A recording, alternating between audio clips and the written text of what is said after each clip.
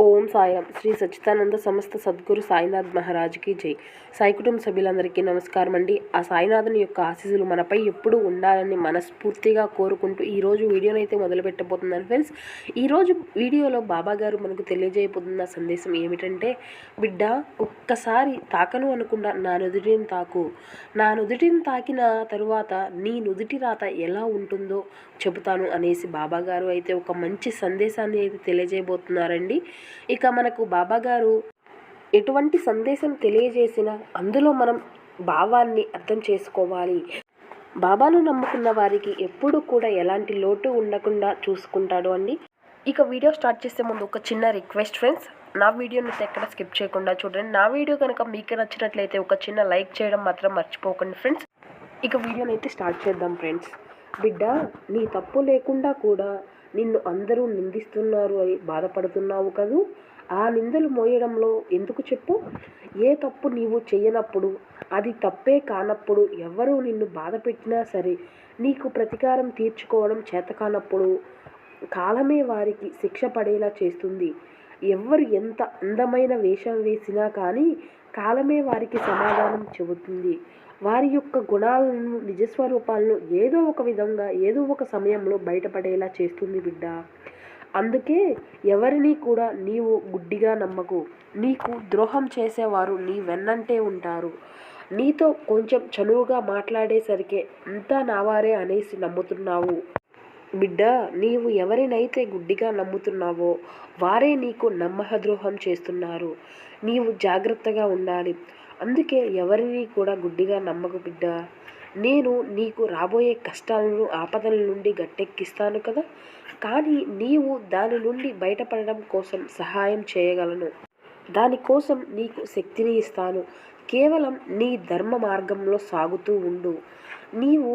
నీకు మంచి మార్గం అనేది నేను నీకు చూపుతూ ఉంటాను. నీకు అంతా మంచే జరుగుతుంది. నీ ధర్మమే నీకు శ్రీరామ రక్షగా మారుతుంది బిడ్డ.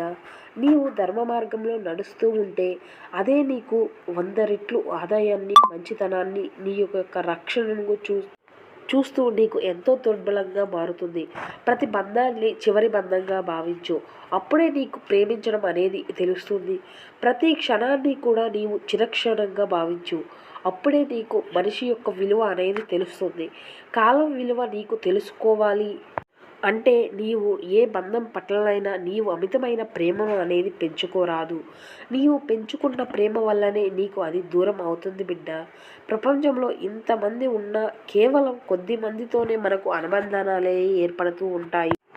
కాబట్టి తల్లి, ప్రతి పరిచయం వెనుక మనకు, మన మనస్సుకి, మేధస్సుకి కూడా ఒక అంతు చిక్కని పరమార్థం అనేది ఉంటుంది.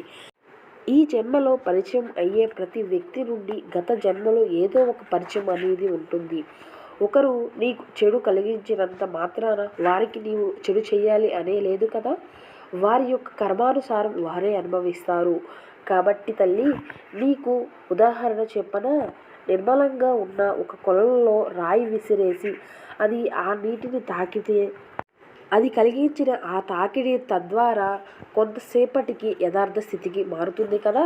అదేవిధంగా ఆ రాయి మాత్రం ఎప్పటికీ కూడా అడుగునే ఉండిపోతుంది. కాబట్టి అదే విధంగా తల్లి, శత్రువులైనా సరే క్షమించే గుణం నీలో ఉండాలి. మళ్ళీ ఒకటి గుర్తించు, క్షమించినంత మాత్రాన చేరదీయకు. ఎవరైనా ఎక్కడ ఉంచాలో అక్కడే ఉంచాలి. ఎందుకంటే దుష్టబుద్ధి కలవారు నీవు చేసిన మేలుని మర్చిపోయి నీకు కీడు చెయ్యాలని ప్రయత్నిస్తూనే ఉంటారు.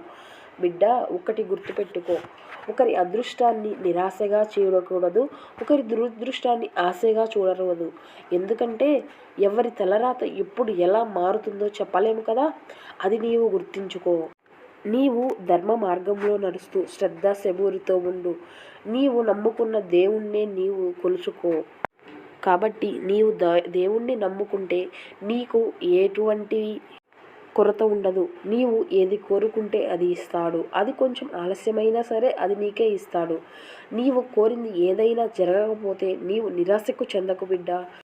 అంతకు మించినదే నీ బాబా ఇస్తాడు అన్నది కూడా మరవకు బిడ్డ. ప్రతి మనిషి జీవితంలో ఏదో ఒక రోజు క్లిష్ట పరిస్థితి అనేది ఎదుర్కోవలసిన సమయం అనేది ఒకటి ఉంటుంది. ఆ సమయంలో చాలా బాధగా ఉంటుంది. ఏదీ చెయ్యలేని పరిస్థితి. ఆ సమయంలో నీవు ఎదురు చూడవలసినది నీకు సహాయం చేసే చేతుల కోసం కాదు, మనసులో పోరాడే నిక్షిప్తమైనటువంటి శక్తి కోసం. ఆ శక్తి పేరే ఆత్మవిశ్వాసం. ఆ ఆత్మవిశ్వాసం అనేది నీకు ఎక్కువ ఉండాలి. ఆ ఆత్మవిశ్వాసంతో నీవు ముందుకు వెళ్ళగలిగితేనే నీవు క్లిష్ట పరిస్థితులను సైతం ఎదుర్కోగలుగుతావు. నీవు ఒక్కటి గుర్తుపెట్టుకో, నీవు ఎప్పుడైతే ఆత్మవిశ్వాసం కోల్పోతావో అప్పుడే నీ జీవితం నీవు కోల్పోయినట్లే. కాబట్టి బిడ్డ, నీవు ముఖ్యంగా గుర్తుపెట్టుకో, నీవు ఇతరులను ఎక్కువగా నమ్ముతావు. అది నీలో ఉన్న పెద్ద లోపం. నీవు ఇతరులను నమ్మి చాలా మోసపోతున్నావు. నీవు ఎప్పటికప్పుడు మోసపోతూనే ఉంటున్నావు. మనసు చెడు కర్మ చేస్తే చెడు ఫలితం, మంచి పనులు చేస్తే మంచి ఫలితాలు అనేవి వస్తాయి. ఎందుకంటే కర్మ ఫలితాలు అనేవి మనలోనివే కాబట్టి. కేవలం మనం మానవు మాత్రమే.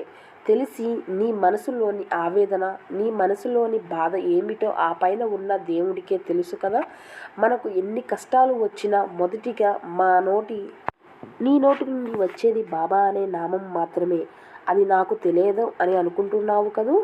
ప్రతిదానికి ఇతరులు మన గురించి ఏమి అనుకుంటున్నారు, ఏం మాట్లాడుకుంటున్నారు అనేది పట్టించుకోకు. దాని గురించి నీవు ఆందోళన చెందినంత వరకు నీవు నీ జీవితంలో ఎంతో కోల్పోతావు. ముందుగా నీవు నీపై ఏడ్చేవాడిని అస్సలు పట్టించుకోకు. వాడి కర్మకు వాడే బాధ్యుడు కదా బిడ్డ. ఈర్ష్యతో ఏడ్చేవాడిని ఈశ్వరుడు కూడా పట్టించుకోడు అనేసి పెద్దలు చెప్తూ ఉంటారు కదా. ఈ తప్పు లేకుండా నిన్ను ఎవరు బాధ పెట్టినా అట్టి సమయంలో నీకు ప్రతీకారం తీర్చుకోవడం చేతకానప్పుడు వారికి కాలమే సమాధానం అనేది చెబుతుంది. వారు తప్పక శిక్షను అనేది అనుభవిస్తారు.